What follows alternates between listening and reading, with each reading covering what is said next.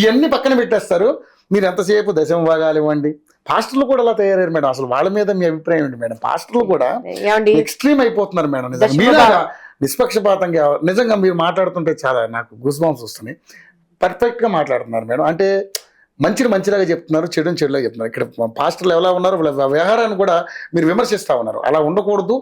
ఇప్పుడు మీరు చెప్పిన వాక్యం ఇప్పుడు చెప్పే చూడండి ఏంటంటే అది పౌలు గారు చెప్తారు, అవసరమైతే క్రీస్తు నుంచి ఎడబాపైనా సరే నా జనాంగం దగ్గరికి వెళ్ళి ఈ క్రీస్తు ప్రేమను చూపించడానికి నేను ఆశపడున్నానని పౌలు గారు చెప్తున్నారు. అదే ఆర్ఆర్కే మూర్తి గారు నాకు చెప్పారు, అమ్మా తామర పువ్వు బురదలో ఉంటది, దాని మురికి దానికి అంటదు, చేప సముద్రంలో ఉంటది, దాని ఉప్పు దానికి అంటదు, పరిశుద్ధ ఆత్మదేవుడు నీలో ఉన్నప్పుడు 1000 మంది వ్యభిచారుల మధ్య మనం ఉన్నా కూడాను మనము పరిశుద్ధంగా ఉండగలం. నిన్ను దేవుడు సినీ ఇండస్ట్రీ నుంచి పిక్ చేశాడు. ఈ రోజు చిటికేస్తే చిటికేస్తే చిటికేస్తే ఆత్మలు చనిపోతున్నాయి. ఎంతమంది సూసైడ్ చేసుకుంటున్నారు. అట్లీస్ట్ ఈ మంచి వార్తలు నిన్ను ప్రేమించాడు యేసుక్రీస్తు వారు. అసలు ఆయనకు ఉన్న పేరు ఈ భూప్రపంచంలో ఎవరికి ఉందండి? పాపులకు స్నేహితుడట ఆయన. నాకు భలే ఇష్టమైన మాట అది. నేను ఇప్పుడు మా అబ్బాయి 2 ఫ్రెండ్స్ ఉన్నారండి. మా బాబు ఫ్రెండ్ ఎవరైనా అరే కిరణ్ సినిమాకి వెళ్దాం రారా, అరే కిరణ్ అదంటే నేను మళ్ళీ చెక్ చేసుకుంటాను భయం. వాళ్ళతో చేరితే వీళ్ళకి ఎక్కడ సిగరెట్లు అలవాటు వస్తాయో, మందు కొట్టడం అలవాటు వస్తుందో, పబ్లిక్ వెళ్ళటం అలవాటు వస్తుందో. అక్కడ ఉన్నా కూడా సేమ్ దినచర్య. బ్రష్ చేశాను మమ్మీ, స్నానం చేశాను మమ్మీ, షూ వేసుకున్నాను మమ్మీ, వాక్యం చదువుకున్నాను మమ్మీ, నిద్రపోతున్నాను మమ్మీ, ఇంతే. ఇంతకన్నా దినచర్య లేదు. ఒక వ్యక్తితో ఉంటేనే చెడిపోతాడని నేను ఇంత భయపడుతున్నానే, ఆయన పాపులకు స్నేహితుడిని అంటున్నాడు. ఎంత అర్థమైన మాట. నా కుమారుడా నీ హృదయం నాకు ఇవ్వ అంటున్నాడు.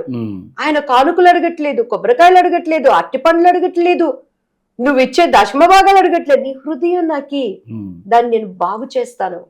దేవుడు చెప్తున్న మాట, హృదయం అన్నిటికన్నా మోసకరమైనది, అది ఘోరమైన వ్యాధి కలిగినది, దానిని గ్రహించగలిగిన వాడెవడు? ఈ రోజు ఈయనను చంపేశారు అని అంటే ఈ హృదయం నుంచి వచ్చిందే కదా నువ్వు చేశావు. ఆ ఘోరమైన వ్యాధిని గ్రహించగలిగిన వాడెవడు? దేవాది దేవుడు ఒక్కడే. అన్ని ఆయన మంచి చెప్తున్నప్పుడు మనం ఎందుకు? నిన్న ఏం చేసామో ఇవాళ గుర్తున్నదాన్ని 1947 వి రెస్పెక్ట్ హిందువులని, ముస్లిమ్స్ ని వి రెస్పెక్ట్. వెళ్తా, ఓపిక తెచ్చుకుంటా, కూర్చుంటా.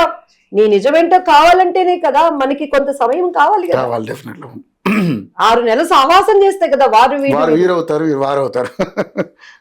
ఒక సహోదరి నిన్న ఆయన చనిపోయినప్పుడు ఏదో ఒక పాట పాడి ముత్యాలు ఏదో వస్తావా, పగడాలు వస్తావా అని స్త్రీమూర్తి మీద గౌరవాన్ని పోగొట్టారు కదా ఆమె.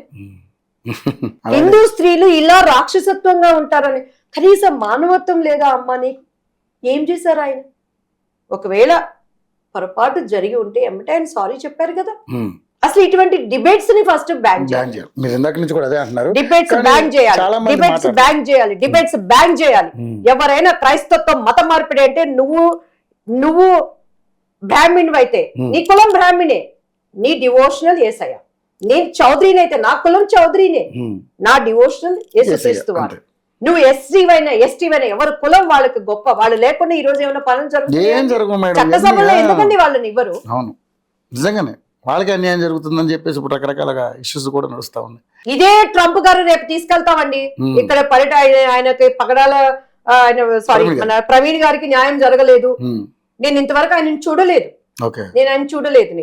నేను ఎప్పుడు కలవలేదు. ఆయన మెసేజెస్ మాత్రం వినేదాన్ని. కొన్ని చోట ఎందుకు ఈయన ఇలా మాట్లాడుతున్నారని నేను నొచ్చుకునే సందర్భాలు. తమ్ముడు తనవాడైనా మనం ఎప్పుడు ధర్మం తప్పకూడదు. మహమ్మద్ ప్రవక్త గురించి చెప్పావు, రైట్, నువ్వు అనాలోచితంగా అన్నారేమో, దానికి ఎప్పుడు ఆయన సారీ చెప్పారు. అలానే సీతమ్మ వారి గురించి చెప్పారనుకో, మళ్ళీ ఎమ్మటే దాన్ని ఎడిట్ చేసేసుకోవాలి. ప్రజల్లోకి నువ్వు తీసుకెళ్ళకూడదు అటువంటి మాటలు. ఎవరు ఆవేశంలో మాట్లాడటం మానవ సహజం. తప్పులు జరుగుతూ ఉంటాయండి మాటలు, కానీ దాన్నే హైలైట్ చేస్తారు. కానీ వీళ్ళు 1% అంటే 99% చేస్తున్నారే శివశక్తి అని చెప్పని. వాళ్ళందరి చరిత్ర తీయమనండి. ఏం గవర్నమెంట్ వాళ్ళ మీద రూల్స్ తీసుకుంటారే? నన్ను కూడా విమర్శించారు వాళ్ళు. ఏంటండి అది? భయపెట్టి చేయలేరండి. ఎందుకంటే యువత దీని మీద ఈ నిజము అందరికీ తెలుసున్నది. పైగా వాళ్ళు లిస్ట్ ఇస్తున్నారట. దాని తర్వాత ఇంకొకరిని చంపేస్తాం, చంపేయమనండి. ఎంతమంది చంపవచ్చు?